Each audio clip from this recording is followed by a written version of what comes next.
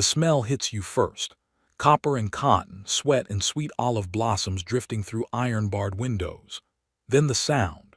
A newborn's cry, sharp and insistent, echoing down a hallway that shouldn't exist according to any map of the Sacred Heart Convent in Natchez, Mississippi. And finally, the sight that would shatter everything the town believed about mercy, faith, and the women who wore the white habits of the Sisters of Divine Compassion. A ledger. Leather-bound, water-stained, filled with entries in perfect penmanship. March 1849, female infant, light complexion, delivered to the Morrison family of Vicksburg. Donation received $100. April 1849, male infant, dark complexion, delivered to the Whitfield family of Jackson. Donation received $100. May 1849, twin females, both fair, delivered to the Beauregard family of New Orleans. Donation received $200, special accommodation for matched pair. 63 babies between 1847 and 1861. $100 each, paid in cash or promissory notes, recorded with the same careful precision a merchant might use for barrels of molasses or bales of cotton. The sisters called them God's abandoned lambs. They called the transactions blessed placements. They called the women who birthed these children penitents seeking redemption through labor and sacrifice. But when a Mississippi River flood destroyed the convent cellar in March 1861, the rising water carried that ledger into the hands of a woman who shouldn't have been able to read it, who wasn't supposed to exist in any record at all, but who would make certain that every word written in those pages would be spoken aloud where people who mattered would have to listen.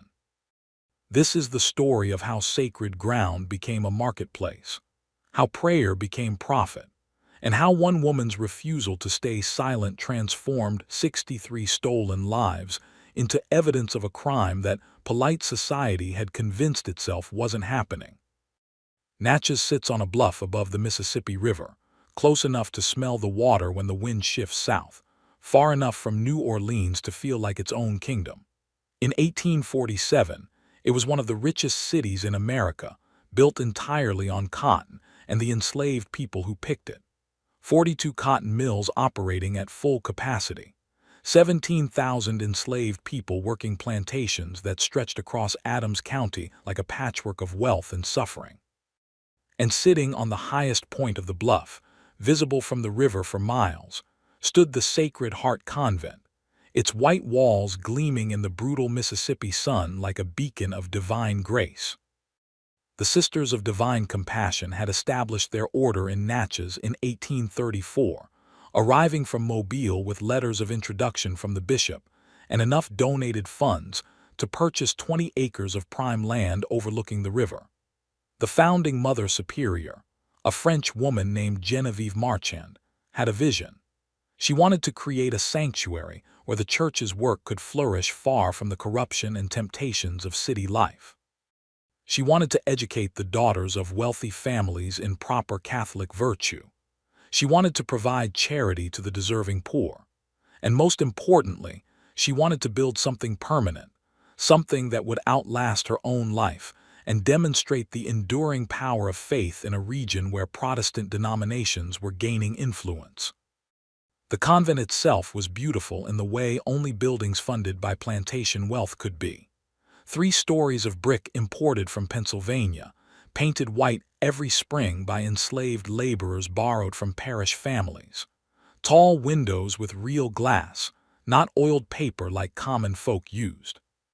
A chapel with a bell cast in Belgium that rang out over the town every morning at 6, calling the faithful to remember God before they began their daily exploitation of human beings they pretended were less than human. Gardens maintained with such precision that visitors from New Orleans would make special trips just to walk among the roses and camellias.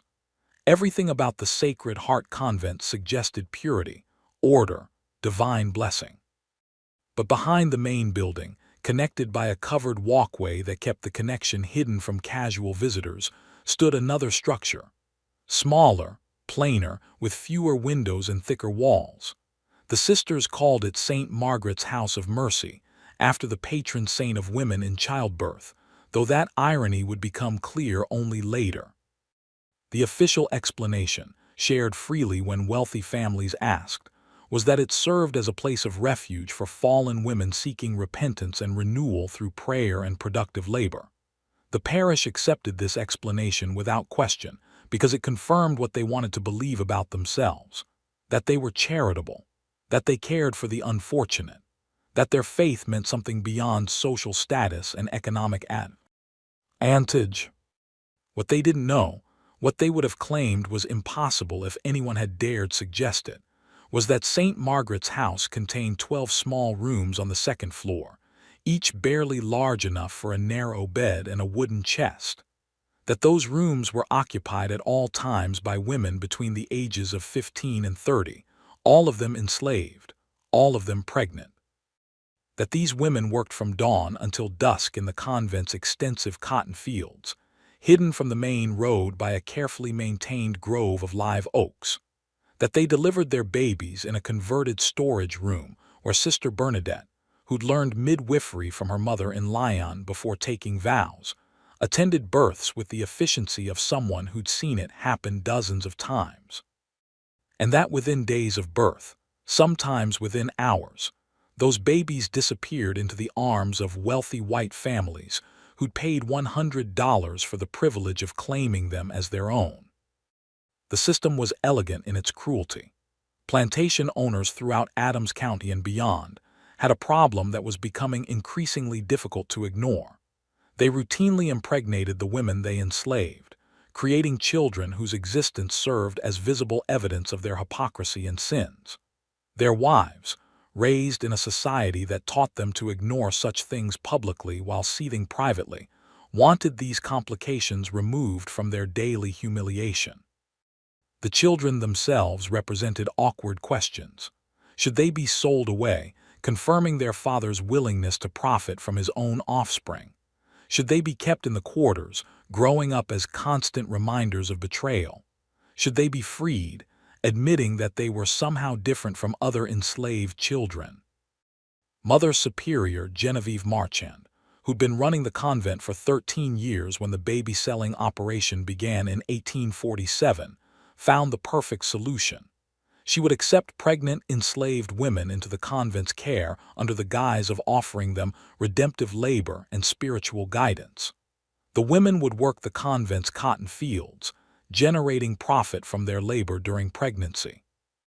They would deliver their babies in the privacy of St. Margaret's house, away from plantation gossip and curious eyes.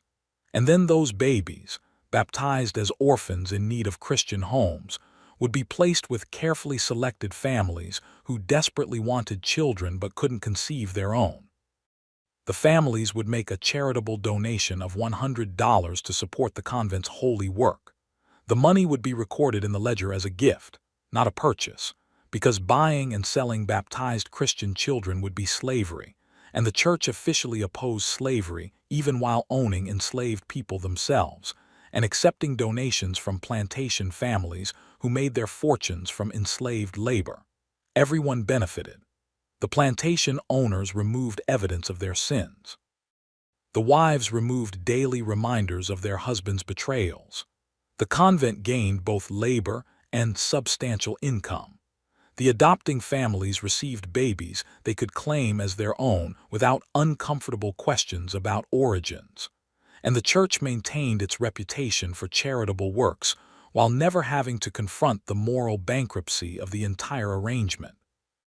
The only people who didn't benefit were the women whose bodies were used as factories for producing profitable infants, and the children who would grow up never knowing their mothers, never understanding that they'd been torn from arms that wanted to hold them, never learning that love and loss had marked their entry into the world before memory could preserve it.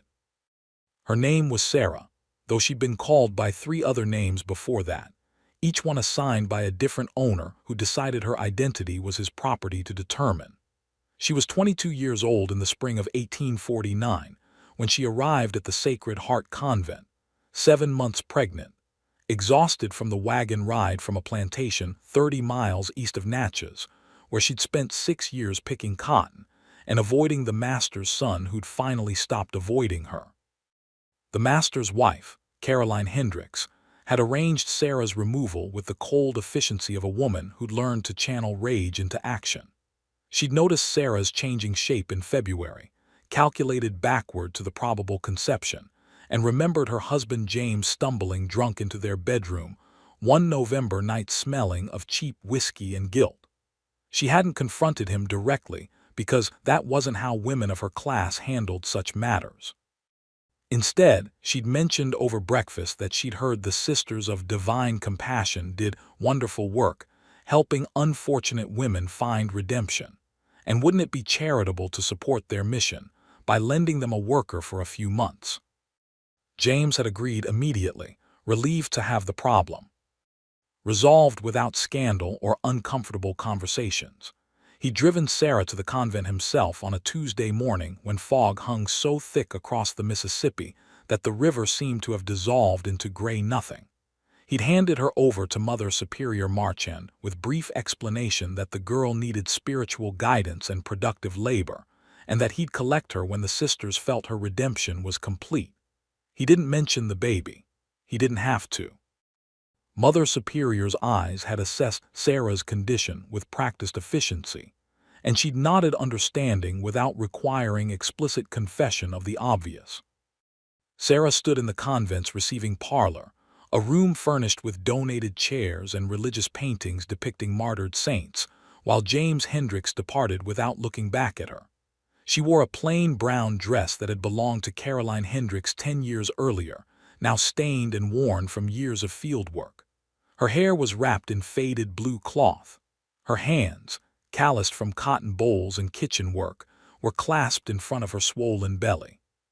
She didn't look at Mother Superior Marchand directly because that kind of eye contact had earned her slaps too many times to risk it now.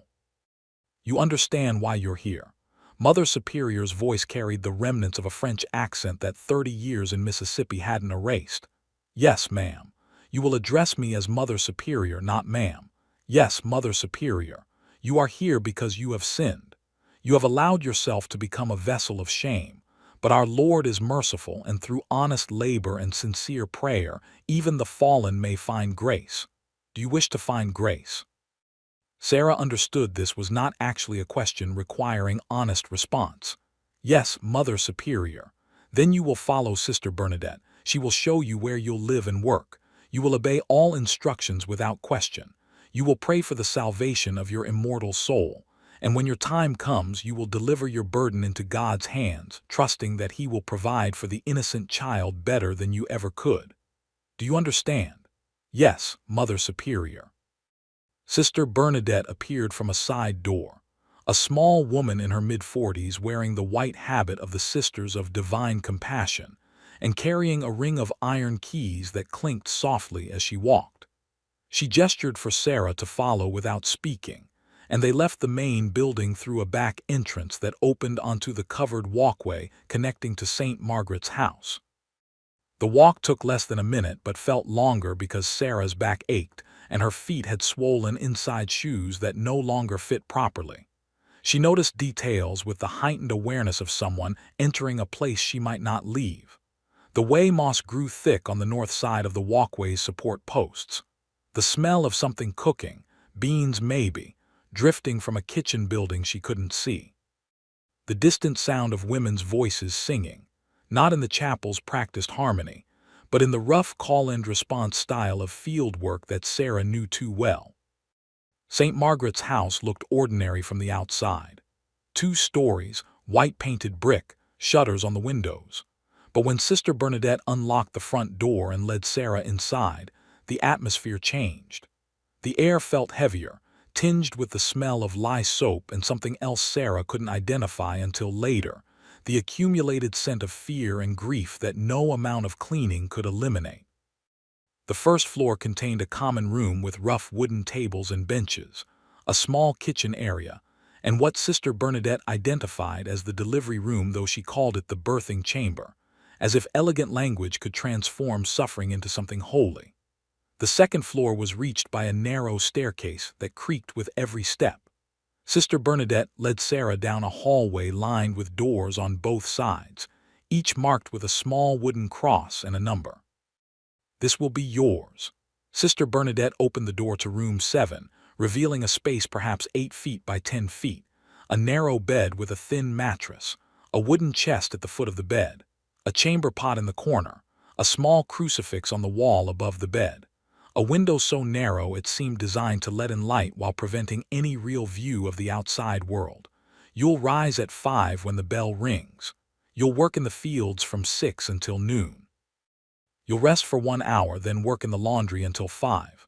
You'll eat 2 meals daily at noon and after evening prayers. You'll attend chapel services on Sunday. You'll speak only when necessary for work. When your time comes, I'll attend you. Afterward, you'll recover for 1 week, then return to work. Your child will be baptized and placed with a good Christian family who will raise it in the faith. This is God's mercy toward your sin."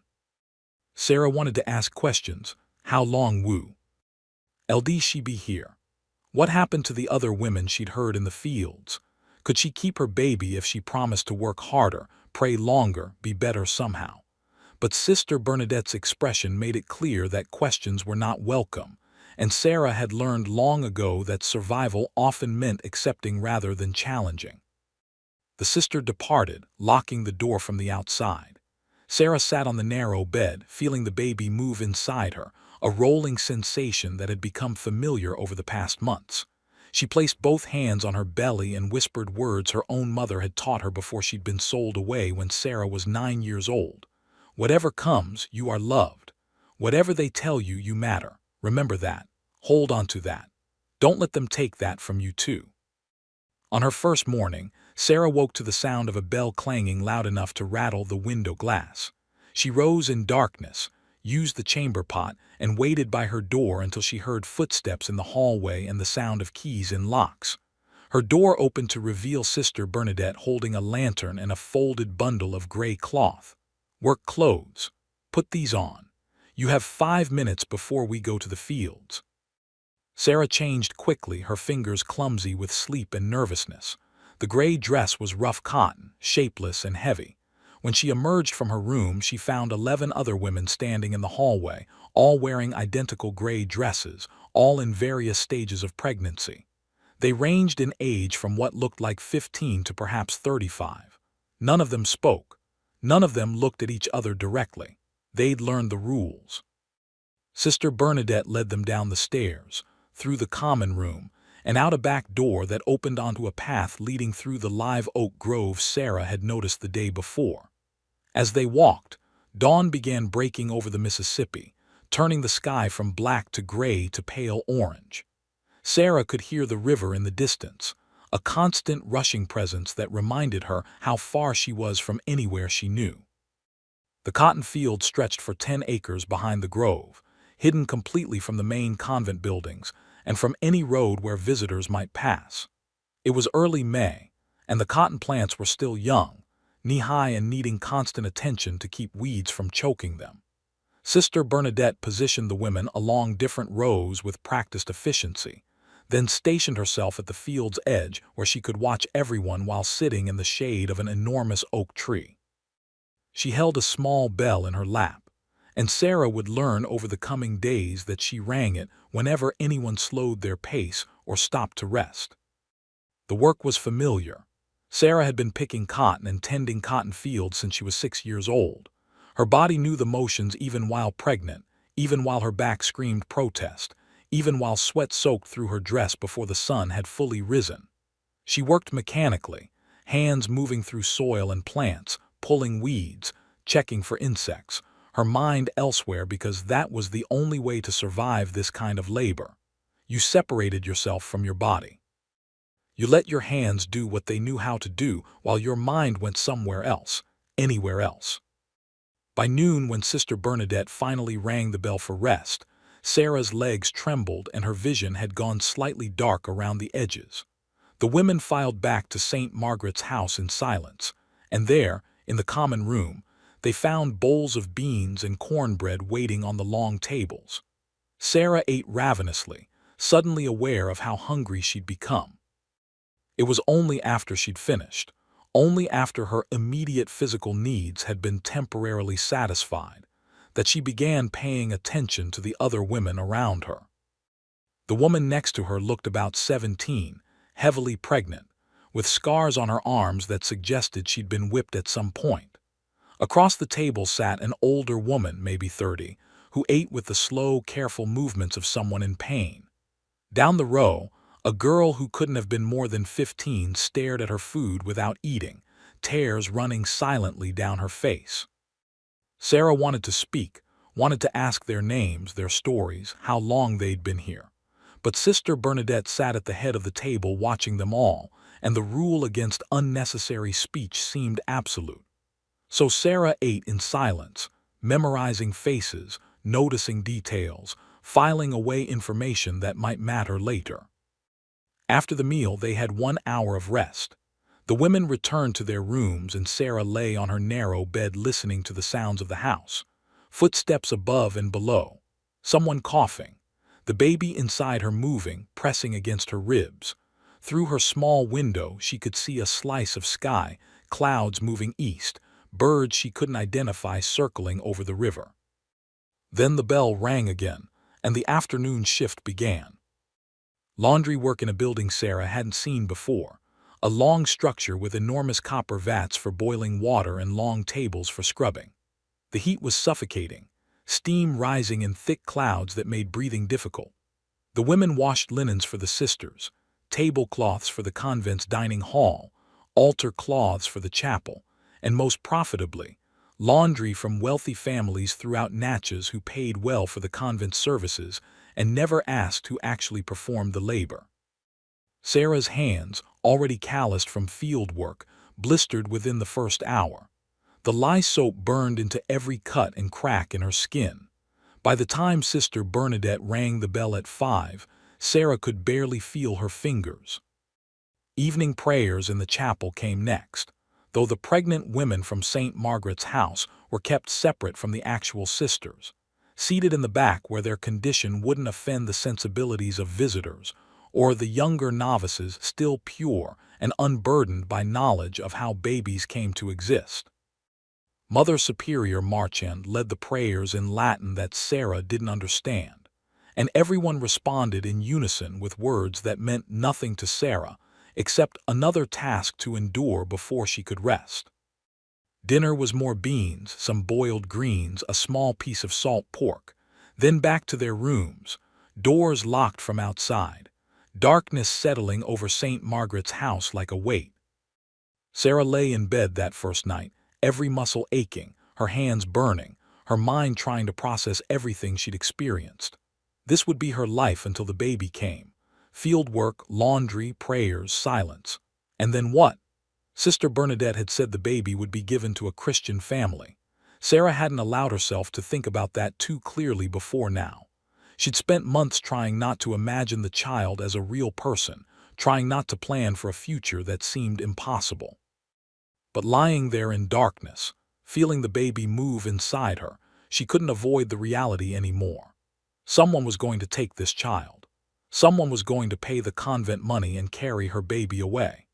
And Sarah would be sent back to the Hendricks plantation to continue existing as property, as if none of this had happened, as if she hadn't grown a human being inside her body, only to have it stolen before she could even learn its face.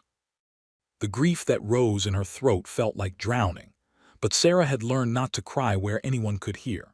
She pressed her face into the thin pillow and let silent tears soak into fabric that smelled of lye and other women's sorrow. Tomorrow the bell would ring at 5. Tomorrow she would work until her body gave out.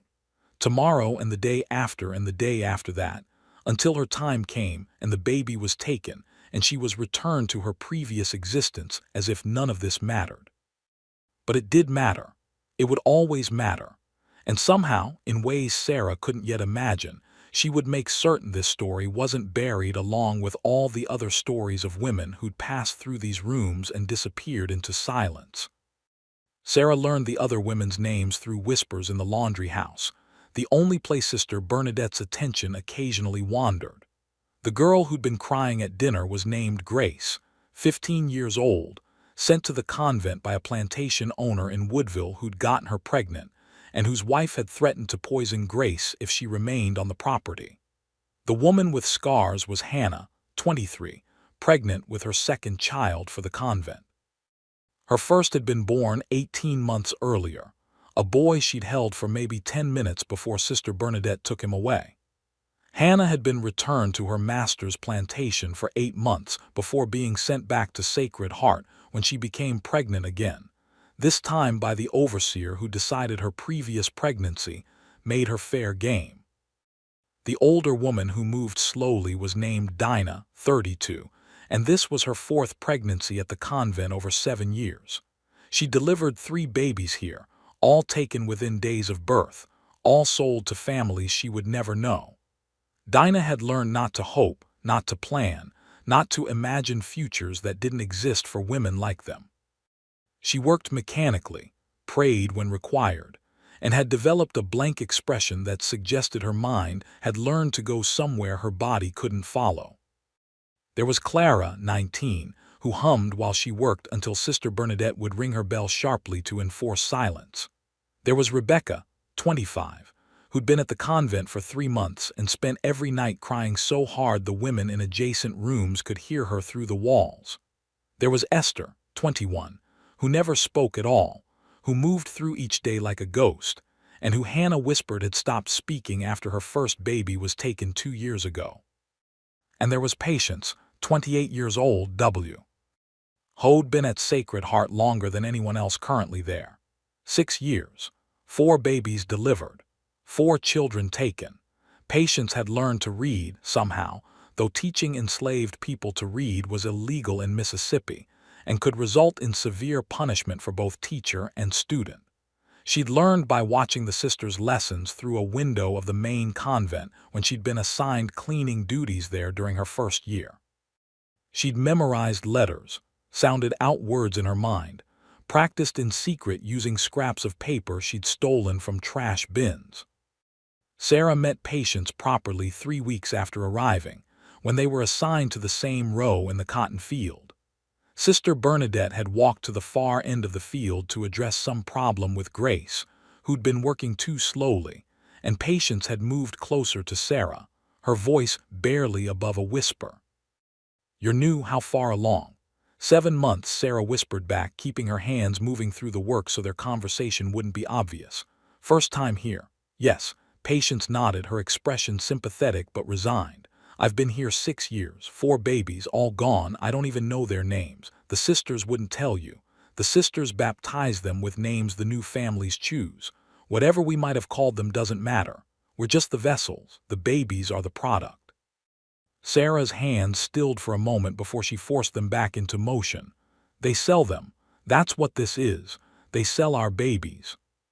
Patience glanced toward Sister Bernadette, who was still occupied with Grace. $100 each. I heard Mother Superior telling Father Benedict once. $100 per baby, paid by families who want children but can't have them. The money goes to support the convent's work. Everyone pretends it's charity donations for facilitating adoptions, but it's selling. They just use prettier words for it. Sarah felt something cold and sharp settle in her chest. "How many?" "How many babies total?" Patience's voice dropped even lower. "I don't know exactly. I've been here 6 years and delivered 4. Hannah's delivered 2. Dinah's delivered 3. There are others who came and went before I arrived. Maybe 50 babies, maybe more. The sisters keep records. I've seen Mother Superior writing in a ledger recording each delivery, each placement, each donation received." Sister Bernadette's bell rang sharply, signaling that their break was over and full attention should return to work. Patience moved back to her own row, and Sarah continued pulling weeds with hands that shook slightly. 50 babies, maybe more, all documented, all sold, all taken from women who had no legal right to keep their own children, who couldn't testify in court even if they wanted to, who couldn't read the records that proved what was happening even if they could access them. That night, lying in her narrow bed, Sarah made a decision. She didn't know yet how she would accomplish it, but she knew with absolute certainty what needed to happen. Someone had to see that ledger. Someone who could read, who had legal standing, who might actually care enough to act. The evidence existed. Mother Superior kept meticulous records because she was proud of her efficient system, because she genuinely believed she was doing God's work, because it never occurred to her that enslaved women's testimony could threaten her operation. But testimony required a voice, and voices required listeners who considered those voices worth hearing. Sarah had neither, but she would find a way. She had to. Sarah's baby was born on a July morning when heat lay across Mississippi like a wet blanket and breathing felt like drowning. The labor started at 3 in the morning with a pain so sharp Sarah gasped awake, clutching her belly, certain something had gone catastrophically wrong. By 4, when the bell rang for morning rising, she could barely stand. Sister Bernadette came to her room during the morning check and immediately understood what was happening. "You're in labor. Come with me." Down to the delivery room. Sarah followed on legs that trembled, one hand braced against the wall for support, the other pressed against her contracting belly. The delivery room on the first floor was small and stark. A narrow bed with leather straps attached to the sides, though Sarah prayed those wouldn't be necessary. A table with clean linens, a basin of water, instruments Sarah didn't want to examine too closely. A wooden cross on the wall, and nothing else to suggest this, was anything other than a functional space for the mechanical production of babies. The labor lasted 11 hours. Sister Bernadette attended with efficient detachment, checking Sarah's progress periodically, offering no comfort but also showing no cruelty. Hannah was brought in to assist, her experience with childbirth making her useful despite her own heavily pregnant state. The pain was worse than anything Sarah had imagined, worse than the time she'd been whipped for breaking a plate, worse than the fever that had nearly killed her when she was 12. This was pain that made the world disappear, that reduced existence to pure suffering punctuated by brief moments when she could remember she was a person with a name, with a history, with a future that extended beyond this moment even though that future terrified her. When the baby finally emerged, Sister Bernadette caught her with practiced hands and immediately cut the cord with quick efficiency. She cleaned the infant briskly, wrapped her in white cloth, and held her up for Sarah to see. A girl, small but healthy, lungs working properly based on the strength of her cry. Sarah reached for her baby with arms that shook from exhaustion and pain. "Please, let me hold her." Sister Bernadette hesitated, then placed the infant against Sarah's chest. "You may hold her while I clean up, then she must be baptized." Sarah looked at her daughter's face and felt something crack open inside her chest. The baby was perfect, impossibly perfect. Tiny fingers that gripped Sarah's thumb with surprising strength. Eyes squeezed shut against the brightness of the room. Skin so soft Sarah couldn't believe anything this fragile could exist in a world this cruel. She pressed her lips to her daughter's forehead, breathing in that new baby smell, memorizing every detail because she understood with crystal clarity that this was all she would get. These minutes, this brief window of connection before the machinery of the convent system pulled them apart. "I would have named you Hope," Sarah whispered against her daughter's skin. "If I could name you, that's what I'd choose. Because even in this place, even knowing what's coming, you are hope. You are proof that love exists even when everything else is stolen." The baby made a small sound, not quite a cry, more like a question. Sarah held her tighter, tears running down her face unchecked. She didn't care that Hannah was watching. She didn't care that Sister Bernadette was growing impatient. She held her daughter and memorized the weight of her, the warmth of her, the absolute reality of her existence. Then Sister Bernadette's voice cut through the moment. "That's enough. Give her to me now. The family is already waiting. They've traveled from Vicksburg specifically for this delivery. Please," Sarah begged, her voice breaking. "Please, just a little longer. The baby needs to be baptized immediately. Mother Superior's orders. Now give her to me, or I'll call for help and you'll be restrained." Sarah knew resistance was futile. She knew fighting would only make everything worse. But knowing didn't make it easier. She kissed her daughter's forehead one final time, whispered "I love you" into her unhearing ears, and then watched Sister Bernadette lift the baby from her arms and walk out of the delivery room, leaving Sarah alone with Hannah and a grief so profound it felt like dying.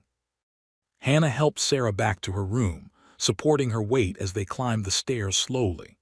She settled Sarah into bed, brought her water, sat beside her while Sarah wept with the kind of total abandonment that comes when there's nothing left to protect, no dignity left to maintain, no reason to hide suffering that everyone already knows exists.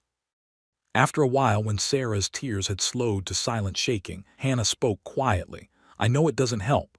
I know nothing I say will make this better, but you're not alone in this. Every woman here knows exactly what you're feeling. We've all had pieces of our souls carved out and given to strangers who paid money for the privilege. And we survive, not because we're strong, but because we don't have a choice." Sarah looked at Hannah through swollen eyes. "How do you bear it? How do you keep going knowing you'll never see them again?" Hannah's expression was bleak. "You don't bear it, you just don't die from it. There's a difference." Over the next week, Sarah recovered physically while something else inside her fractured beyond repair. She returned to the fields on the 8th day, her body still aching, her breasts painfully engorged with milk her baby wasn't there to drink. The work was a blessing in its own way because it required enough physical effort that her mind couldn't dwell constantly on her daughter's absence. But the nights were torture. Every time she closed her eyes, she saw her daughter's face. Every dream brought her back to those minutes of holding her, then waking to the reality of empty arms. 3 weeks after Sarah's delivery, Grace went into labor. The girl was so young, so terrified that her screams carried through St. Margaret's house for hours. Sarah lay in her room listening, remembering, reliving her own labor with every cry she heard. When Grace's baby was born, a boy, the crying stopped for a brief period, then resumed with a different quality. Not pain now, but anguish. The sound of a child losing a C. Hild. This became the rhythm of existence at Sacred Heart Convent. Women arrived pregnant. They worked until delivery. They gave birth. Their babies were taken. They recovered and returned to work. Eventually, they were sent back to their masters. Sometimes they returned pregnant again. Sometimes they didn't. The cycle continued regardless, generating consistent revenue for the convent's operations while maintaining a facade of charitable religious work. But something was changing in Sarah. The grief that had initially paralyzed her was transforming into something else: anger, determination, a cold, clear understanding that this system depended on silence, on invisibility, on the assumption that enslaved women's suffering didn't matter enough to document or challenge. What if that assumption was wrong? What if someone made it matter? The flood came in March 1861, 14 years after the convent's baby-selling operation had begun, and 2 years after Sarah had delivered her daughter and been returned to the Hendricks plantation. The Mississippi River, swollen from unprecedented winter rains and spring snowmelt from as far north as Minnesota, crested at levels not seen in decades. It overflowed its banks, surged up the bluff where Natchez sat supposedly safe above the water, and poured into the Sacred Heart Convent cellars with enough force to crack foundation stones and carry away everything stored below ground level. The sisters evacuated the main building and St. Margaret's house when water began seeping up through floorboards.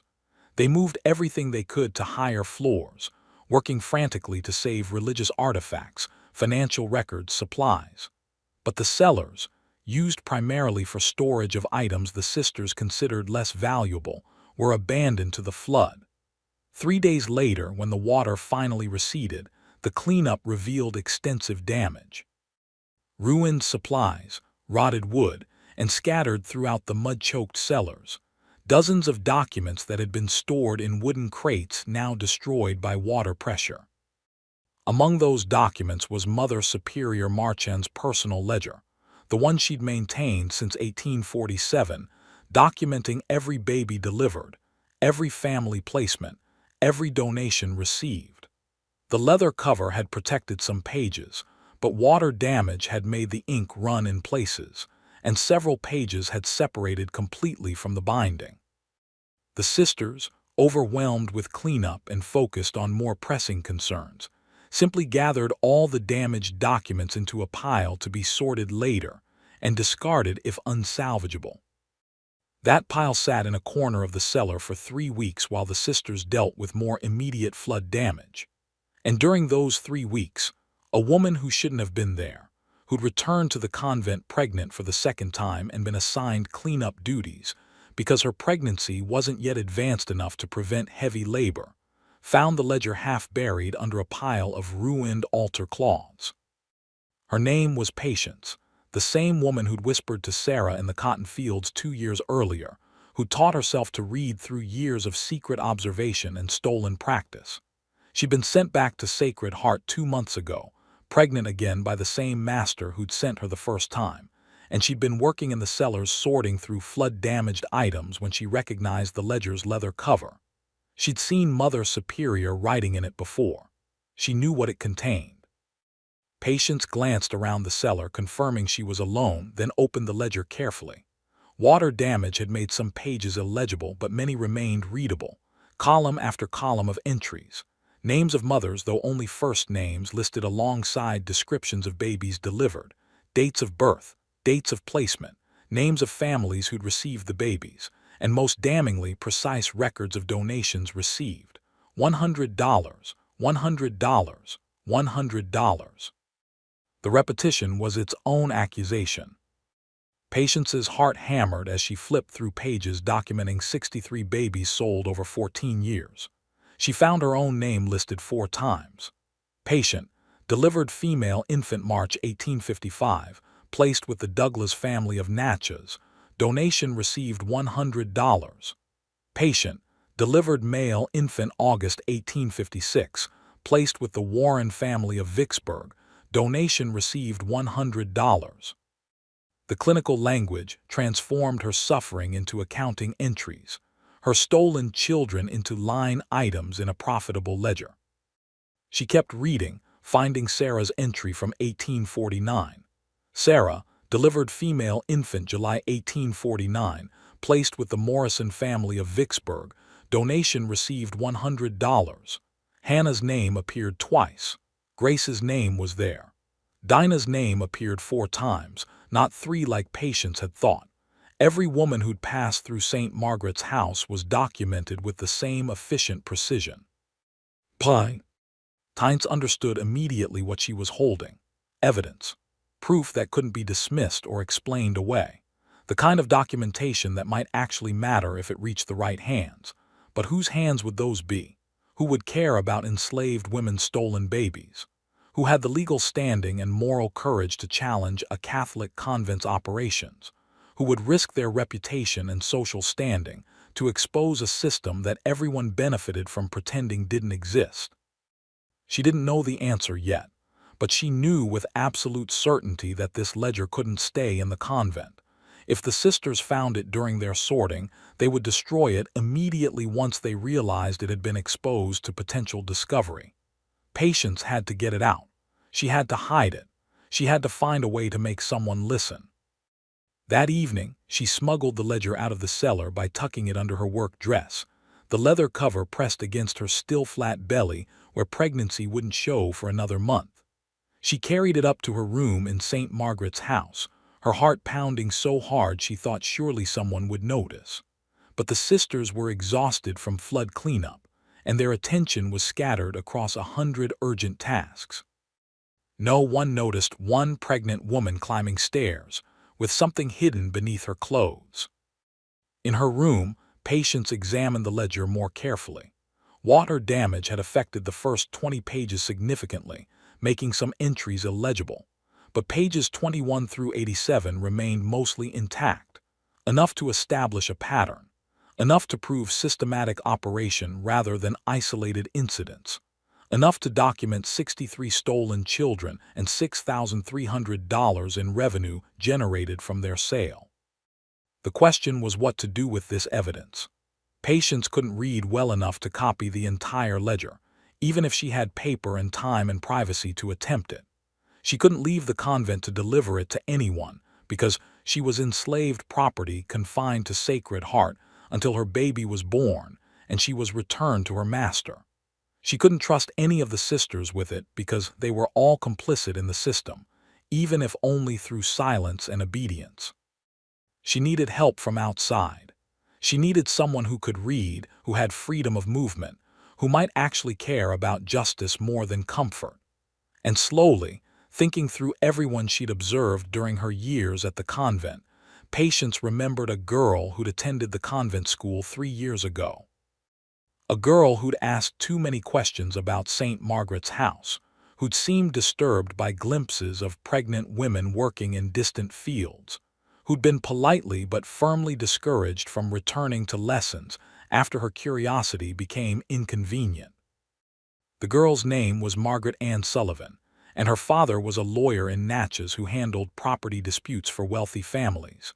Patience had seen Margaret Ann several times during her brief enrollment in the convent school, and she'd noticed something unusual about the girl. She listened, not with the polite disinterest of most wealthy white girls performing charitable attention, but with genuine focus. She'd asked questions about the women she glimpsed in the distance. She'd seemed troubled by vague answers, and when she'd been quietly expelled from the school, Patience had heard her arguing with Mother Superior in the hallway, insisting that something wrong was happening in St. Margaret's house. The Mother Superior had dismissed her concerns with smooth assurances about redemptive labor and misunderstood glimpses of normal convent operations. But Margaret Ann hadn't looked convinced. She'd looked angry, and anger, Patience understood, could be transformed into action if given the right catalyst. The problem was getting the ledger to Margaret Ann Sullivan. Patience couldn't leave Sacred Heart. She couldn't send a letter because she barely knew how to form written words, and any correspondence would be intercepted by the sisters anyway. She needed an intermediary, someone who moved between the convent and the outside world regularly enough that an additional errand wouldn't seem suspicious. The answer came to her on a Sunday morning when Father Benedict arrived to conduct Mass in the convent chapel. Father Benedict was 73 years old, nearly deaf, and so thoroughly convinced of his own moral superiority that he never questioned anything Mother Superior told him. He'd been blessing the adoptions for 14 years without apparently wondering why the convent produced such a steady supply of orphaned infants needing placement. But Father Benedict had an assistant, a young man named Thomas Fletcher who helped him with parish duties and drove him to various appointments throughout Natchez. Patience had spoken to Thomas a few times during her years at Sacred Heart, brief exchanges when he'd deliver supplies or helped Father Benedict navigate the convent's grounds. Thomas was 24 years old, the son of a shopkeeper, earnest in his faith but not blind to the world's complications. He'd asked Patience once, quietly, if she was treated well at the convent. The question had surprised her enough that she'd answered honestly, as well as enslaved people are ever treated anywhere. Thomas had looked uncomfortable, as if her answer confirmed suspicions he'd been trying to ignore. That discomfort was what Patience needed. Thomas Fletcher was uncomfortable because he suspected something wrong was happening, but lacked proof that would compel him to risk challenging church authority. The ledger would provide that proof. She just needed to get it to him and trust that his discomfort would transform into action. Her opportunity came 2 weeks after she'd found the ledger. Father Benedict arrived for his weekly Mass, and Thomas helped him from the carriage as usual. While the service proceeded in the chapel, Thomas waited outside, and Patience, assigned to kitchen duties that day because her pregnancy was still early enough for regular work, found a moment when no one was watching. She approached Thomas with a bundle wrapped in oilcloth, her heart pounding so hard she thought it might burst through her chest. "I need you to deliver this to Margaret Ann Sullivan, the lawyer's daughter. It's important." Thomas looked confused and wary. "What is it?" "Evidence of something terrible, something the sisters don't want anyone to see. If you look at it, you'll understand why it matters. But I can't explain more and I can't deliver it myself. Please, just get it to her. Tell her it came from someone who was in St. Margaret's house. Tell her she was right to ask questions." Thomas hesitated, clearly torn between curiosity and self-preservation. If this causes trouble, I could lose my position with Father Benedict. You could also stop something evil from continuing. Isn't that worth the risk? Patience pressed the bundle into his hands before he could refuse. Please. 63 children need someone to care that they were stolen from their mothers. You might be the only person who will. She walked away quickly, not giving him time to return the bundle or demand more explanation. She didn't look back. She simply returned to the kitchen and continued her assigned duties while her entire future hung on whether Thomas Fletcher's discomfort would outweigh his fear of consequences. 3 days later, Margaret Ann Sullivan received an unexpected package delivered to her father's law office by a nervous young man who wouldn't give his name or explain where he'd obtained what he was delivering.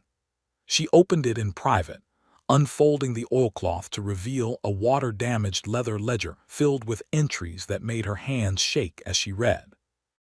This was everything she'd suspected and more. Proof that her questions 3 years ago had been justified. Evidence that the Sisters of Divine Compassion were operating a systematic baby-selling operation disguised as charitable adoption. Documentation that couldn't be dismissed or explained away. Margaret Ann sat in her father's office, the ledger open before her, and understood that she now held the power to expose an institution everyone in Natchez respected and trusted. She also understood that using that power would make her deeply unpopular, would likely destroy her social standing, might even put her in physical danger from people who benefited from keeping this system invisible.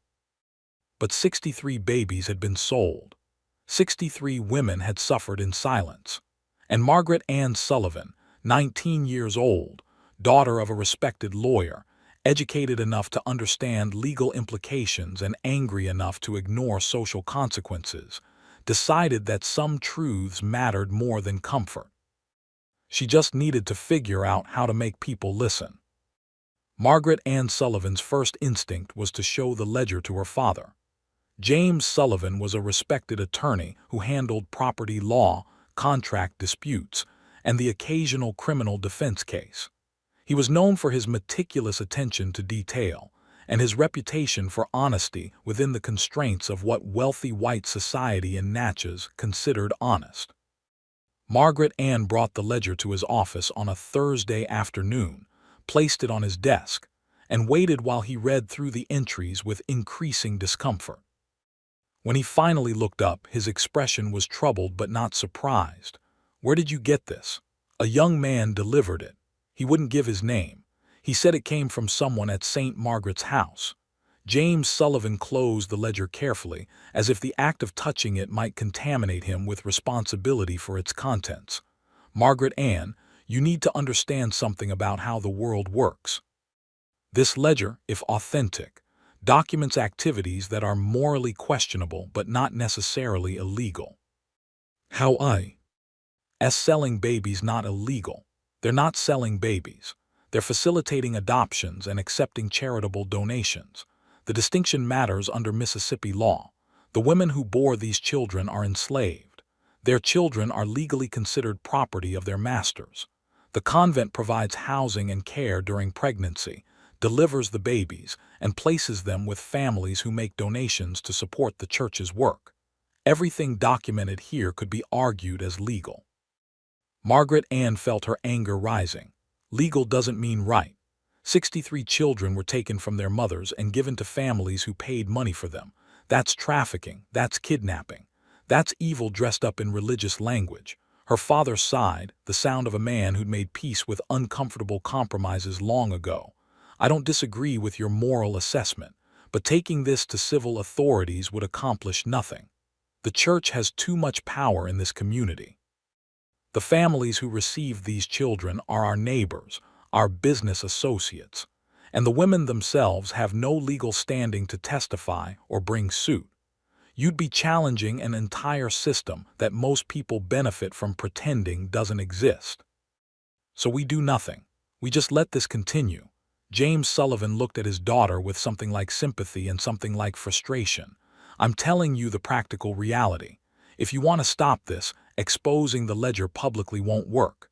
It'll be dismissed as a misunderstanding, or the church will claim the records are fraudulent, or they'll simply argue that everything was done legally and charitably.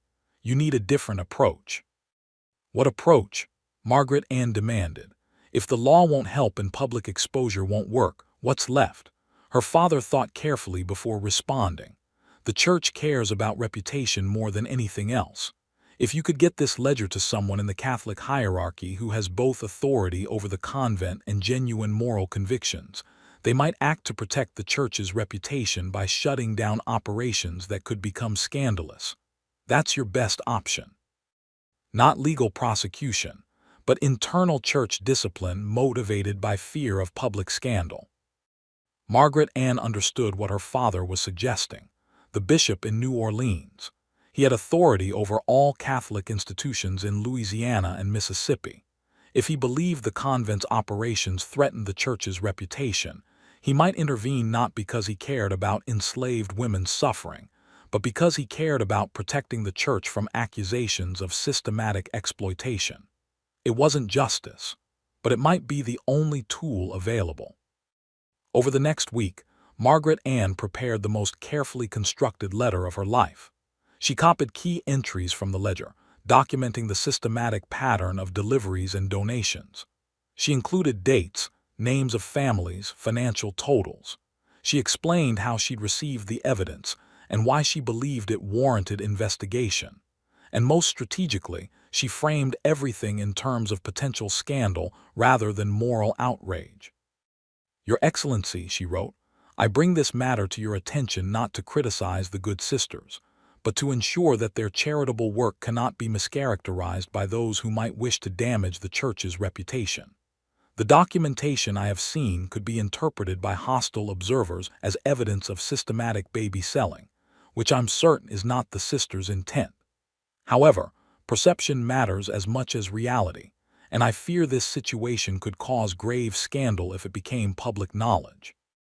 She sealed the letter with the ledger copies, addressed it to Bishop Antoine Blanc in New Orleans, and paid a traveling merchant to deliver it directly to the bishop's residence rather than trusting it to regular mail that might be intercepted. Then she waited. 3 weeks passed with no response. Margaret Ann began to fear her letter had been ignored or dismissed. But on a Tuesday morning in early May 1861, a church official arrived in Natchez with orders from Bishop Blanc to conduct a thorough investigation of the Sacred Heart Convent's adoption practices. The official was Father Michael Garrett, a stern Jesuit priest known for his rigorous adherence to church law and his willingness to confront uncomfortable truths when the church's reputation demanded it. Father Garrett arrived at Sacred Heart without warning, accompanied by 2 church attorneys and a civil magistrate whose presence gave the investigation legal weight even if the proceedings remained primarily under church authority. Mother Superior Marchand, caught completely off guard, had no time to hide evidence or prepare explanations. She was ordered to produce all financial records related to adoptions, all correspondence with families, all documentation of women housed in St. Margaret's house. The investigation lasted 4 days. Father Garrett interviewed the sisters, though most claimed ignorance of financial arrangements and insisted they were simply following Mother Superior's orders. He interviewed Father Benedict, who seemed genuinely shocked to learn the extent of the operation and claimed he'd believed the adoption donations were small charitable gifts rather than systematic payments. He examined the convent's financial ledgers, which confirmed everything the water-damaged ledger had documented and revealed even more detailed accounting. Most significantly, Father Garrett insisted on interviewing the women currently housed in St. Margaret's house. There were 8 of them at the time, including Patience, who was now 6 months pregnant. The interviews took place in the chapel with only Father Garrett, his secretary taking notes, and each woman individually. No sisters were permitted to be present. No masters were notified of what their property was saying. Patience, when her turn came, sat in a pew before Father Garrett and answered every question with devastating honesty. She described arriving at the convent the first time 6 years ago. She described working in the fields during pregnancy, delivering her baby, having the child taken within hours, being told it was God's mercy. She described returning 3 more times over 6 years, delivering 3 more children, never seeing any of them again. She described finding the ledger after the flood, and understanding for the first time that her suffering had been converted into profit with such efficiency that Mother Superior had recorded it with pride. Father Garrett listened with an expression that shifted from skepticism to discomfort to barely suppressed anger. When Patience finished, he asked only one question. "Do you believe the sisters thought they were helping you and your children?" Patience met his eyes directly, breaking the social rule that required enslaved people to avoid direct eye contact with white authority figures. "No, Father. I believe they convinced themselves that money and mercy were compatible. I believe they found a way to profit from our suffering while calling it charity. And I believe they never once considered whether God would approve of turning women's bodies into factories for producing sellable babies." The silence that followed her words stretched long enough that Patience wondered if she'd gone too far, if speaking this directly would result in punishment rather than justice. But Father Garrett simply nodded slowly and dismissed her with instructions to return to her room. The investigation concluded on the 4th day with Father Garrett's report delivered to Mother Superior Marchand in the convent's parlor. Margaret Ann Sullivan was not present for this confrontation, but she heard about it later from Thomas Fletcher, who'd been called to drive Father Benedict home after the proceedings and had overheard fragments of conversation. Father Garrett had been blunt. The adoption operation would cease immediately. All financial records would be sealed and sent to the bishop's office in New Orleans. Mother Superior Marchand would be removed from her position and reassigned to a cloistered monastery where she would spend the remainder of her days in prayer and silence. The other sisters would be dispersed to different institutions throughout the region. St. Margaret's house would be closed permanently. The families who'd received babies through the convent would not be contacted or investigated because the church couldn't risk the scandal of publicly acknowledging what had happened. The women currently housed at Sacred Heart would be returned to their masters with instructions that they were not to be sent back. It wasn't justice. The stolen children would not be returned to their mothers. The families who'd paid for babies would face no consequences. The financial profits would not be repaid or redistributed. The women who'd suffered would receive no compensation or apology, but the system itself would be dismantled. The operation that had generated $6,300 in revenue over 14 years while stealing 63 babies from their mothers would end. No more pregnancies converted to profit. No more babies baptized and sold. No more women's bodies turned into commodities disguised as charity. Mother Superior Marchand departed Sacred Heart in June 1861, her face set in an expression of martyred dignity. She never publicly acknowledged wrongdoing. To her dying day in a French monastery in 1869, she maintained that she had served God's will by providing Christian homes for children who would otherwise have grown up in bondage. She saw herself as a savior rather than a trafficker, a woman who'd sacrificed comfort to do difficult work that others were too squeamish to undertake.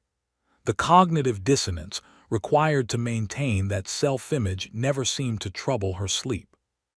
The other sisters scattered throughout Louisiana and Mississippi, most finding positions in schools or hospitals or other convents where they continued their religious vocations under different leadership. Some probably felt relieved that the adoption operation had ended, freed from complicity they'd never questioned, but perhaps always felt uneasy about. Others likely resented the disruption to an efficient system that had funded the convent's operations so reliably. None of them ever spoke publicly about what had happened at Sacred Heart. Father Benedict died 6 months later, in December 1861, his health broken by the shame of discovering he'd been blessing systematic exploitation for 14 years while convincing himself it was charitable work. Before his death, he made a confession to Father Garrett that was later documented in church archives. He'd known something was wrong. He'd noticed the frequency of adoptions, the regularity of donations, the steady stream of pregnant women passing through St. Margaret's house. But he'd convinced himself that questioning Mother Superior would be inappropriate, that doubting the Church's work was sinful, that his discomfort was a personal failing rather than a moral compass pointing toward truth. His last words, according to Father Garrett, were asking whether God forgave sins of willful blindness. The women who'd been housed at Sacred Heart when the investigation occurred were returned to their masters in the weeks following Father Garrett's report. For them, exposure of the scandal changed little about their daily existence. They were still enslaved. They were still subject to their master's authority and abuse. They still had no legal rights that white society was bound to respect. The only difference was that, when they became pregnant again, they weren't sent to the convent. They delivered their babies in the quarters or in their masters' houses, and those babies grew up enslaved, alongside their mothers instead of being stolen and sold to wealthy families. Whether that was better or worse depended on perspective and circumstance. Some women were grateful to keep their children, even in bondage. Others understood that their children would face the same suffering they'd endured, generation after generation of inherited exploitation with no hope of escape. The trauma of having previous children stolen remained regardless of whether future children could be kept. Patience delivered her fifth baby in August 1861, a boy she named Samuel after her father, who she barely remembered. She was allowed to keep him because the convent was closed, and her master saw no benefit in sending her away. She raised Samuel in the quarters of the plantation where she was enslaved, and when Union forces arrived in Mississippi in 1863, she walked away from that plantation with Samuel in her arms and never looked back. She settled in Vicksburg after the war, working as a seamstress, and lived long enough to see Samuel grow up free, marry, and give her grandchildren who would never know bondage. But Patience never stopped thinking about her other 4 children, the ones taken from her at Sacred Heart. She had their birth dates memorized. She knew from the ledger which families had received them. But she had no way to find them, no legal grounds to demand reunion, no resources to search throughout Mississippi and Louisiana for children who'd been given new names and new identities. They were lost to her as completely as if they died, except that somewhere they were living full lives that she could only imagine. Did they know they were adopted? Did they wonder about the woman who'd given them life? Did they have happy childhoods, or did they suffer under families who'd wanted children as accessories rather than human beings to love? The not knowing was its own form of torture, but Patience found purpose in documenting what had happened. She taught herself to read, and now she taught herself to write more proficiently. She spent years crafting a detailed account of her time at Sacred Heart, naming every woman she'd known there, describing the conditions, explaining how the system had operated.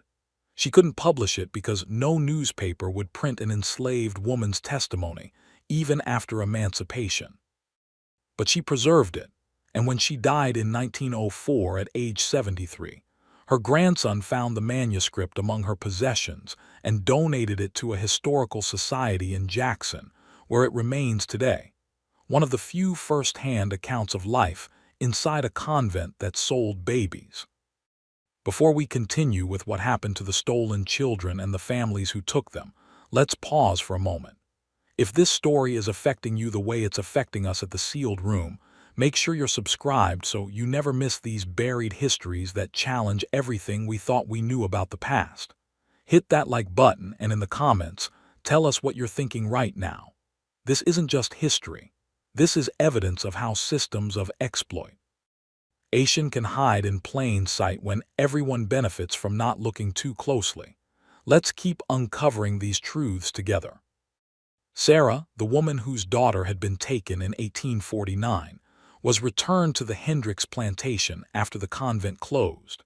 She lived there through the war years, working in the house and fields, surviving day by day with the kind of numb determination that comes from having already lost everything that mattered most.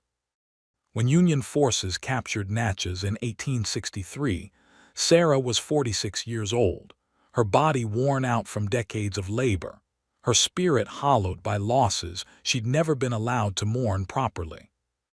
She walked away from the Hendricks plantation on a September morning, taking nothing but the clothes she wore and a few belongings she'd hidden over the years.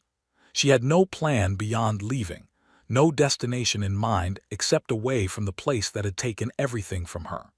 She ended up in Natchez, working as a cook for a boarding house, living in a small room that was hers in a way no space had ever been before. Freedom was strange and complicated, not the magical transformation she'd imagined as a girl, but something more subtle and difficult. The freedom to be poor and exhausted and uncertain, but at least exhausted on her own terms. Sarah never searched for her daughter. This wasn't because she didn't care, but because she understood the futility and potential harm. Her daughter had been raised by the Morrison family in Vicksburg as their legitimate child. She would have been given a name Sarah didn't know, an identity that had nothing to do with the woman who'd given birth to her, a life built on the comfortable fiction that she'd always belonged to the family who'd purchased her. What good would it do to disrupt that life? What would Sarah say to a girl who'd been raised in wealth and comfort, who probably had no idea she'd been born in a convent to an enslaved woman? "I'm your real mother, the one whose arms you were torn from when you were hours old, the one who thinks about you every single day, the one who named you Hope even though you were never called that." Sarah understood that some losses couldn't be recovered. Some stolen moments couldn't be reclaimed. The best she could do was survive, remember, and occasionally tell her story to people who asked. And people did ask, particularly after the war when Northern journalists came south looking for testimonies about slavery's horrors. Sarah spoke to 3 different reporters between 1865 and 1868, describing the convent system in detail, naming names, providing dates. 2 of those interviews were published in Northern newspapers as evidence of slavery's corrupting influence on all institutions, including religious ones. The stories caused brief outrage in abolitionist circles, but by then the war was over, slavery was ended, and public attention had moved on to Reconstruction's political battles. The convent scandal was just one more example of institutional evil in a system built on exploitation. Shocking, but not surprising. Documented, but ultimately unpunished. The Sacred Heart Convent building stood empty for several years after the sisters departed, then was sold to a private buyer who converted it into a hotel that operated until 1889, when a fire of mysterious origin destroyed everything, except the foundation stones. But what about the children? What happened to the 63 babies sold through Sacred Heart's adoption operation? Their stories scattered across the South like seeds in wind, growing into lives that bore little resemblance to what their mothers might have imagined for them. Some grew up in wealth and comfort, raised by families who genuinely loved them and never told them they were adopted. They lived and died believing they were the biological children of the people who'd paid $100 for them, never knowing that somewhere a woman had held them briefly and wept when they were taken. These children became merchants, teachers, plantation owners, wives, mothers, contributing to the same social structures that had facilitated their separation from their birth mothers. Some learned they were adopted and spent years trying to trace their origins, only to hit walls of deliberate obscurity. The church had sealed its records. The families who'd received babies had no incentive to reveal uncomfortable truths. The mothers themselves were scattered or dead or legally prohibited from making claims. The trail went cold at baptismal certificates signed by priests who'd asked no questions. A very few, managed to find their birth mothers. There were perhaps 5 documented reunions over the decades following the convent's closure. Instances where adopted children pursued their origins with enough determination and luck to trace themselves back through fragmentary records to women who'd never stopped wondering what became of the babies stolen from them. One such reunion happened in 1882 when a woman named Catherine Morrison, 33 years old and raised in privilege in Vicksburg, discovered through her adoptive mother's deathbed confession that she'd been adopted from Sacred Heart Convent. Catherine spent 2 years searching through church records, interviewing elderly nuns who'd been dispersed from Sacred Heart, tracking down women who'd been held in St. Margaret's house.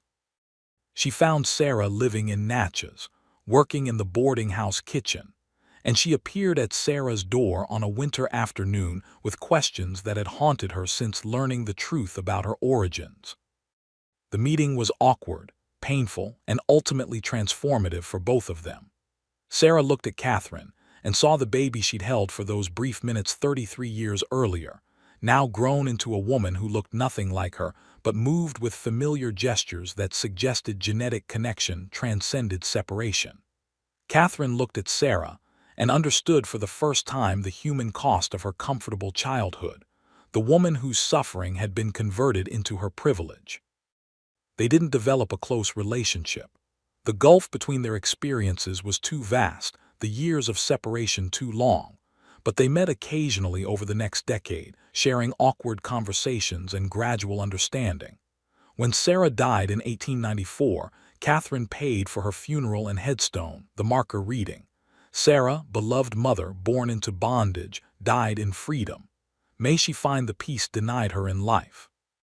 Catherine visited the grave monthly until her own death in 1921, bringing flowers and speaking to the woman who'd given her life under circumstances neither of them had chosen. But Catherine's experience was exceptional. Most of the 63 children never learned their true origins. Most of their mothers died without reunion, carrying their grief to graves marked by wooden crosses that rotted away within years. The convent system had been designed to sever connections so completely that recovery would be impossible, and in that goal, it largely succeeded. The legacy of Sacred Heart's baby-selling operation extended beyond the immediate victims. It revealed how easily exploitation could be disguised as charity when institutions had power, and the exploited had none.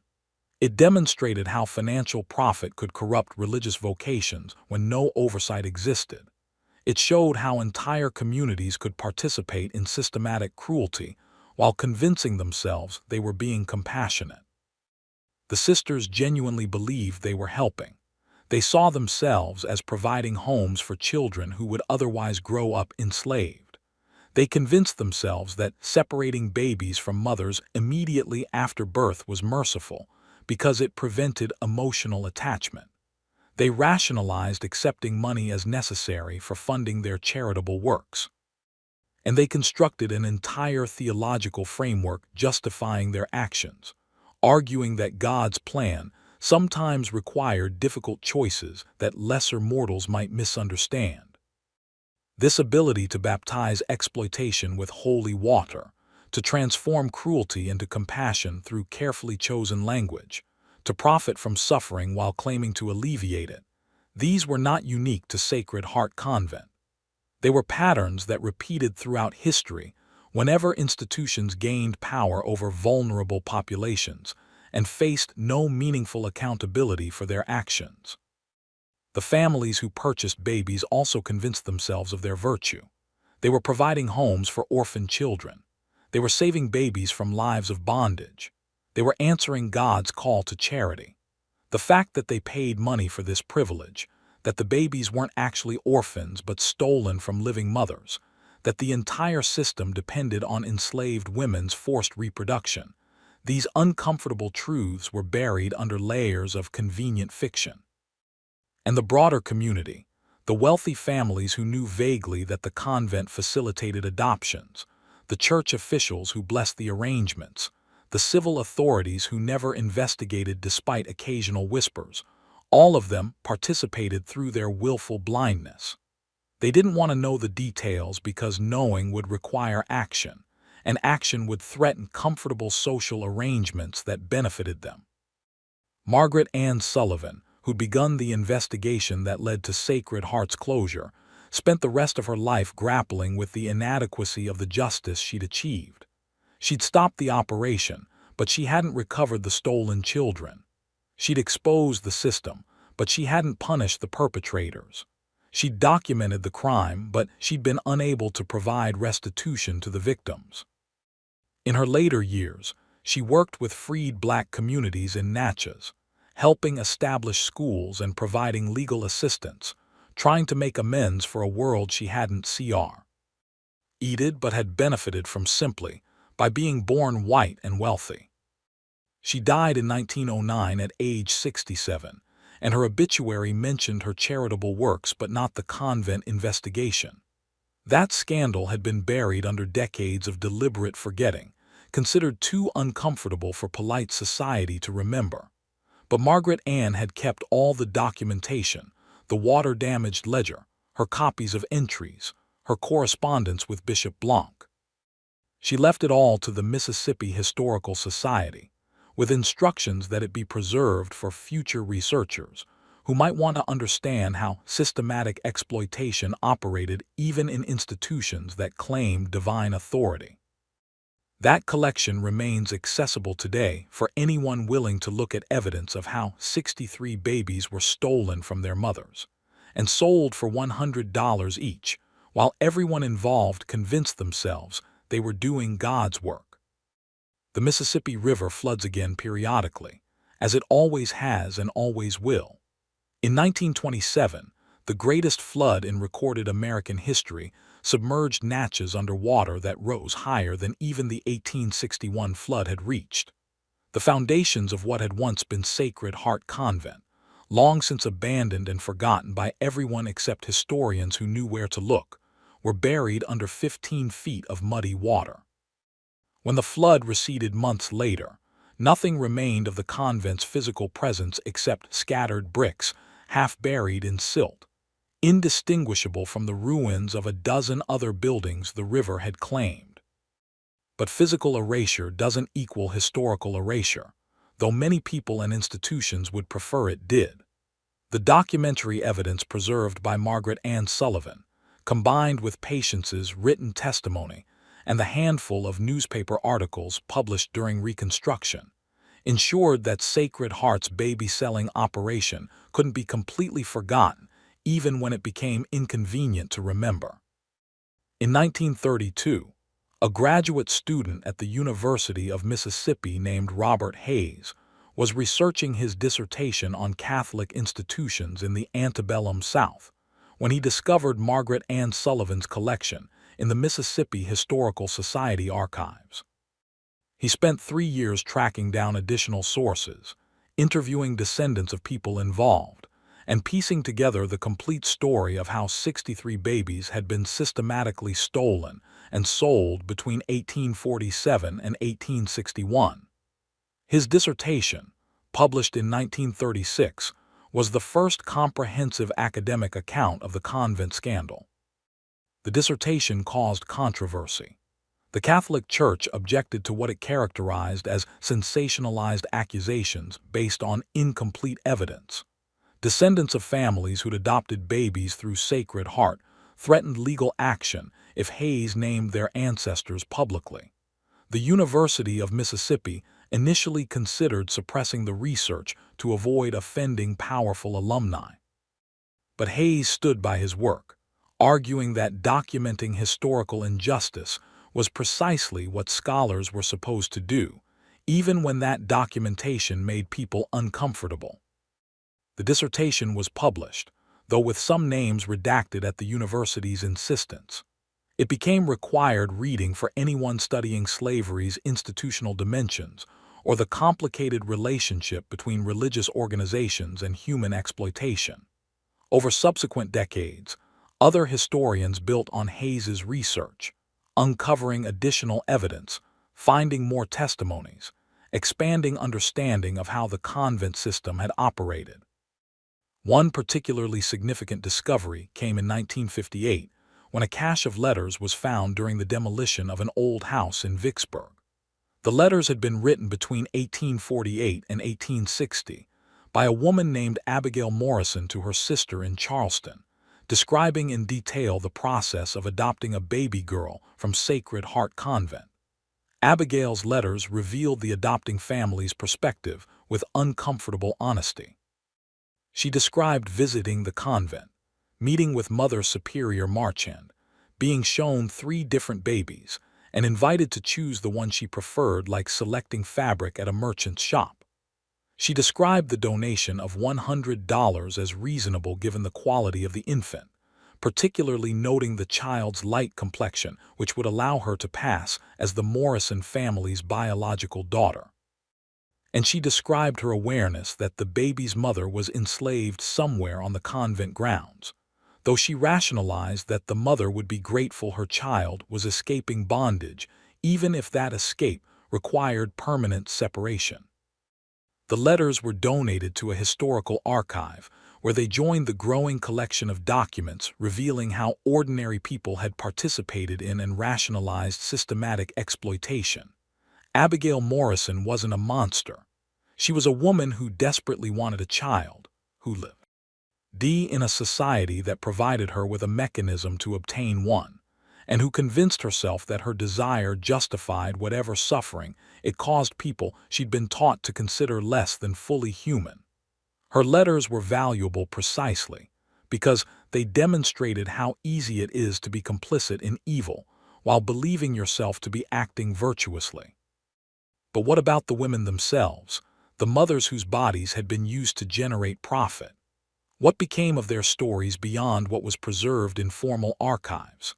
Many of their accounts survived only through oral tradition, passed down through families who remembered grandmothers or great-grandmothers mentioning time spent at a convent where their babies had been taken.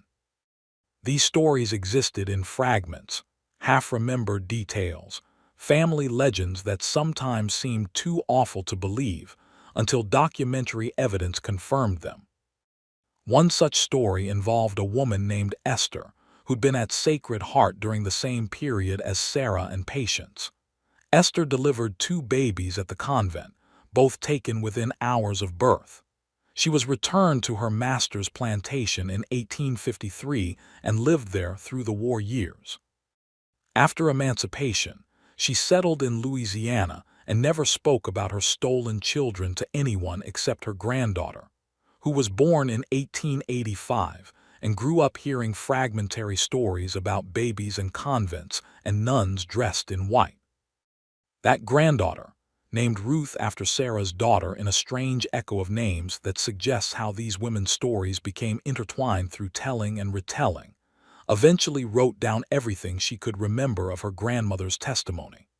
The account was brief, filled with gaps where memory had failed or pain had prevented full disclosure, but it contained enough detail to confirm Esther's name in the convent ledger and connect her personal experience to the documented history. Ruth kept that written account for 60 years, occasionally adding notes based on additional research or conversations with historians who were studying Sacred Heart. When she died in 1970 at age 85, she left the document to her church with instructions that it be shared with anyone researching the history of slavery and forced separation. That document now resides in an archive at Tulane University, one small piece of testimony among thousands that collectively document how enslaved people experienced and survived systematic dehumanization. The children born at Sacred Heart and sold to wealthy families left their own complicated legacies. Some discovered their origins late in life and had to reconcile comfortable identities built on hidden trauma.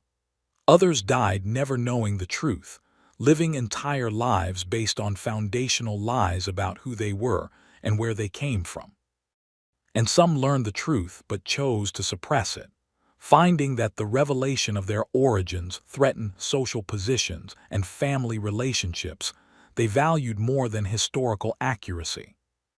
One documented case involved a man named James Whitfield, born at Sacred Heart in 1850, and adopted by a prominent banking family in Jackson. James grew up wealthy, educated at private schools, and eventually became a state legislator in the 1880s. He learned he was adopted when his adoptive fathers will reveal the truth in 1892, after both adoptive parents had died. The revelation devastated James because it meant everything he understood about his identity was built on deception. He spent 5 years searching for his birth mother, hiring investigators, tracking down everyone who'd been associated with Sacred Heart Convent. He found fragments of information suggesting his mother had been a woman named Clara, enslaved by a family in Adams County, who delivered a son at the convent in March 1850. But Clara had died in 1866, and the trail went cold. James never learned anything more about the woman who'd given birth to him. He died in 1923, his obituary describing him as a respected legislator and businessman, with no mention of his origins or his decades-long search for a mother he never found. His personal papers, donated to the Mississippi Department of Archives and History after his death, included letters to his adoptive parents written in the 1890s expressing rage at their deception and grief over lost connections he could never recover. These letters provide insight into how the children stolen from Sacred Heart experienced their origins once they learned the truth. The words James used, stolen, trafficked, commodified, suggest he understood exactly what the adoption system had been, regardless of how it had been characterized by the institutions that facilitated it. The Catholic Church's response to Sacred Heart's scandal evolved over decades. Initially, in the immediate aftermath of the 1861 investigation, church officials emphasized that Mother Superior Marchand had operated independently without explicit authorization from higher authorities. They characterized the baby-selling operation as an isolated incident of poor judgment by one misguided nun, not a systematic problem revealing deeper institutional failures. This narrative allowed the Church to claim it had acted swiftly and decisively once the problem was discovered, protecting the institution's reputation while sacrificing Marchand as a convenient scapegoat. But as more evidence emerged over subsequent years, particularly during the civil rights movement when activists began highlighting historical injustices to demonstrate the deep roots of racial exploitation, the Church's defensive posture became increasingly untenable. In 1965, during Vatican II's atmosphere of institutional self-examination, the Diocese of New Orleans issued a formal statement acknowledging that Sacred Heart Convent had operated a systematic adoption program that violated both church teaching about the sanctity of the mother-child relationship and basic human rights of enslaved women. The statement stopped short of calling it baby selling, instead using language about inappropriate adoption practices that failed to adequately respect the rights of birth mothers. The statement was a small step toward accountability, though it came 100 years too late to provide justice for the women who'd suffered or the children who'd been stolen. No financial restitution was offered to descendants. No effort was made to facilitate reunions between stolen children and their families. The Church simply acknowledged that something wrong had happened, expressed general regret, and moved on to more immediate concerns.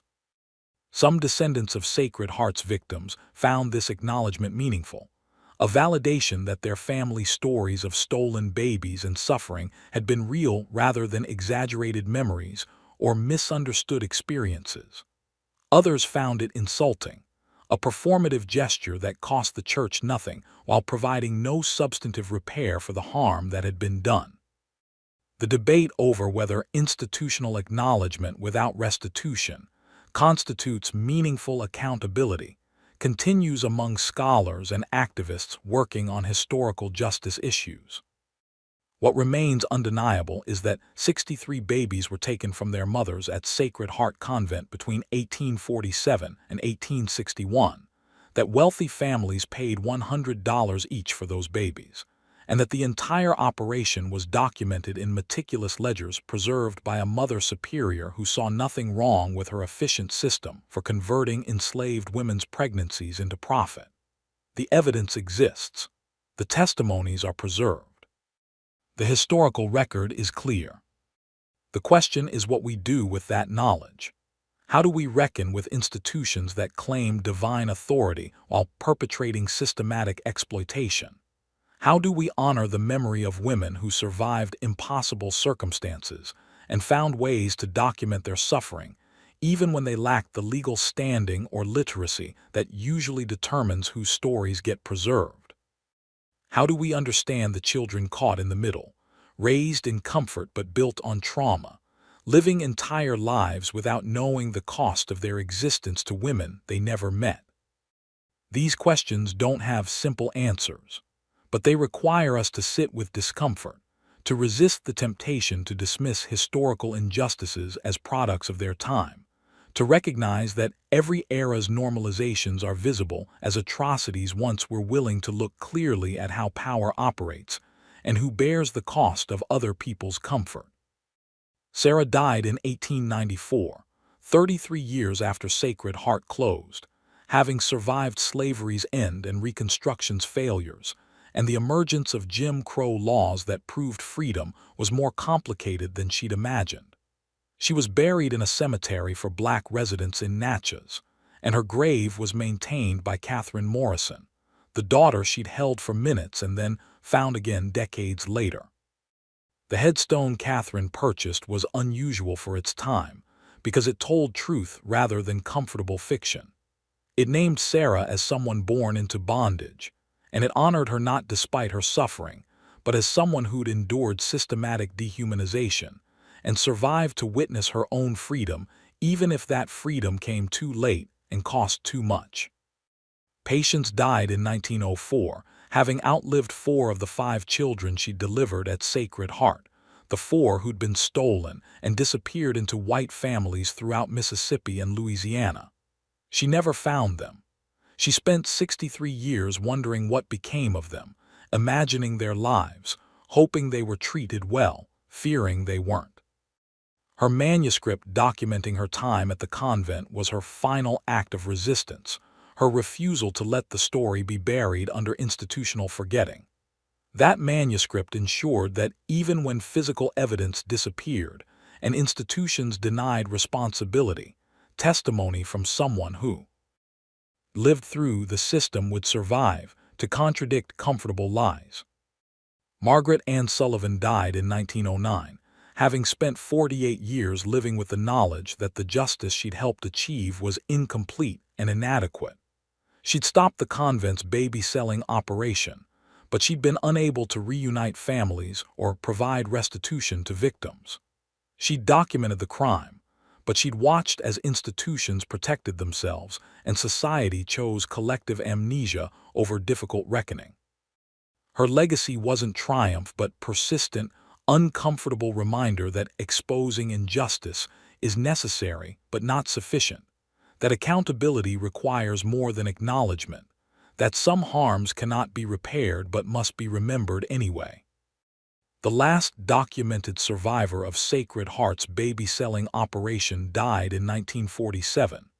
She was a woman named Alice, who'd been adopted from the convent as an infant in 1859, who'd learned her origins in the 1890s, and who'd spent 5 decades searching unsuccessfully for information about her birth mother. Alice was 98 years old when she died, having lived through slavery's end, Reconstruction, Jim Crow, 2 world wars, and the early stages of a civil rights movement that would eventually force America to confront the legacy of systematic racial exploitation.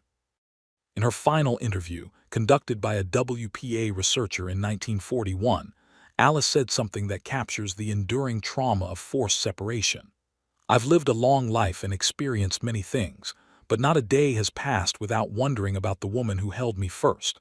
Not knowing her name feels like missing part of my own name. Not knowing her face feels like missing part of my own face. They took that from me, and no amount of comfort or privilege could ever give it back." That quote, preserved in Library of Congress archives, stands as testimony to what the convent system really cost. Not just 63 transactions documented in a ledger, not just $6,300 in revenue, but 63 broken connections, 63 mothers who never stopped grieving, 63 children who grew up incomplete even when they didn't know what was missing, and countless descendants who inherited trauma encoded in family silences and fragmentary stories and questions that could never be fully answered. The Sacred Heart Convent scandal is not unique in American history. It's one documented example of a pattern that repeated in different forms across institutions and regions and populations. Enslaved people's children were separated from their parents through sale every day. Native American children were taken from their families and sent to boarding schools designed to erase their cultures. Poor women's babies were taken by social services and adopted to wealthier families. The specific mechanisms varied, but the underlying logic remained consistent.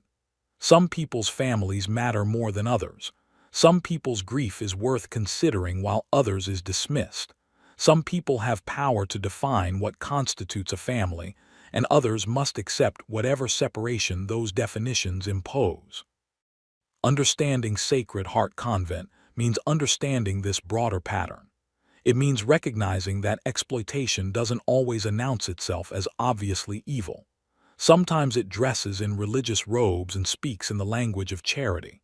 Sometimes it generates meticulous documentation and operates with bureaucratic efficiency. Sometimes everyone involved convinces themselves they're acting virtuously, even while perpetrating systematic harm. And sometimes the evidence survives and testimony persists, and historians eventually piece together truth that was always visible to those who suffered, but remained invisible to those who benefited. The story of Sacred Heart Convent, of the 63 babies sold for $100 each, of the mothers who fought to document their suffering, of the young woman who risked social standing to expose the scandal, of incomplete justice and enduring trauma. This story matters not because it's exceptional, but because it's representative. It reveals how systems of exploitation operate, how institutions protect themselves, how ordinary people become complicit, how resistance emerges from impossible circumstances, and how documentation preserves truth even when justice remains elusive. Every baby taken from Sacred Heart had a mother who loved them, even if only for minutes. Every mother who passed through St. Margaret's house survived trauma that should have destroyed her. Every woman who whispered her story to Patience or Sarah or the others was performing an act of resistance by insisting that her suffering mattered enough to remember. Every person who preserved documents or recorded testimonies or researched archives was ensuring that institutional forgetting couldn't erase what had happened. The ledger exists, Patience's manuscript exists, Margaret Ann Sullivan's collection exists.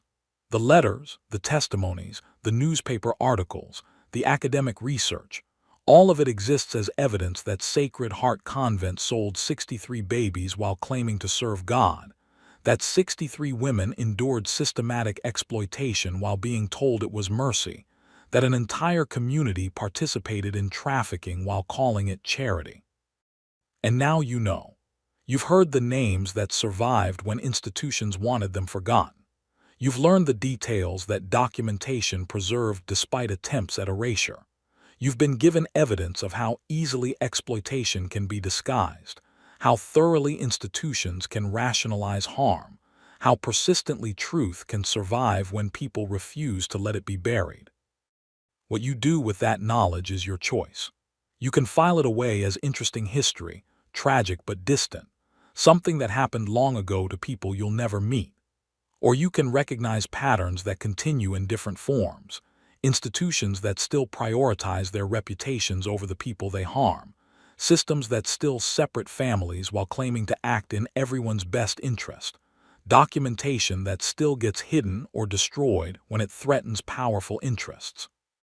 The story of Sacred Heart Convent asks uncomfortable questions about institutional authority, about who gets believed and who gets dismissed, about how money transforms human suffering into profit, about what it means to resist when resistance seems impossible, about whether acknowledgement without restitution counts as justice, about how we remember history that powerful people would prefer we forget. These questions don't have comfortable answers, but they demand to be asked. The 63 children stolen from their mothers at Sacred Heart deserve to have their stories told. The women who survived systematic exploitation deserve to have their resistance honored. The uncomfortable truth about how religious institutions participated in trafficking deserves to be spoken plainly rather than buried under euphemistic language about unfortunate circumstances and charitable adoptions. History isn't just what happened in the past. It's what we choose to remember, what we decide matters enough to preserve, whose voices we consider worth hearing, whose suffering we acknowledge as real, and whose we dismiss as exaggerated or irrelevant. The story of Sacred Heart Convent survived because women like Patience and Sarah refused to stay silent, because Margaret Ann Sullivan risked comfort to expose truth, because historians spent careers piecing together evidence that institutions wanted destroyed, because descendants insisted their family stories mattered even when official narratives contradicted them. That survival wasn't inevitable. It required courage and persistence and luck. Many similar stories didn't survive. Many mothers' testimonies were lost. Many stolen children never learned their origins. Many documents were successfully destroyed. The archive of preserved history is always smaller than the reality of what happened, and we can only know what someone thought was worth saving or couldn't manage to erase. But what did survive tells us enough. 63 babies, $100 each, 14 years of systematic operation, meticulous documentation, religious authority used to justify exploitation, wealthy families' desire for children converted into profitable enterprise, enslaved women's bodies turned into factories for producing adoptable infants, all of it documented, all of it preserved. All of it undeniable for anyone willing to look at evidence that's been sitting in archives for over a century, waiting for people to care enough to remember. The Mississippi River still flows past where Sacred Heart Convent once stood. The current is as strong as it's always been, carrying water south toward the Gulf of Mexico, indifferent to human stories of suffering and survival. But unlike the river, human memory can choose what it carries forward. We can decide that the women who passed through St. Margaret's house matter enough to remember. We can insist that the babies stolen from their mothers deserve more than erasure. We can preserve uncomfortable truths because truth matters more than comfort. That's the final testimony of Sacred Heart Convent. That documentation survives when people are brave enough to create it and persistent enough to preserve it.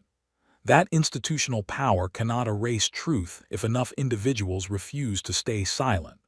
That history's arc doesn't bend toward justice automatically, but only when people pull it in that direction despite resistance and consequences. That every story of suffering deserves to be told, even when telling it makes powerful institutions uncomfortable, even when listening to it challenges what we want to believe about the past, even when facing it requires acknowledging that our comfort often came at someone else's devastating cost.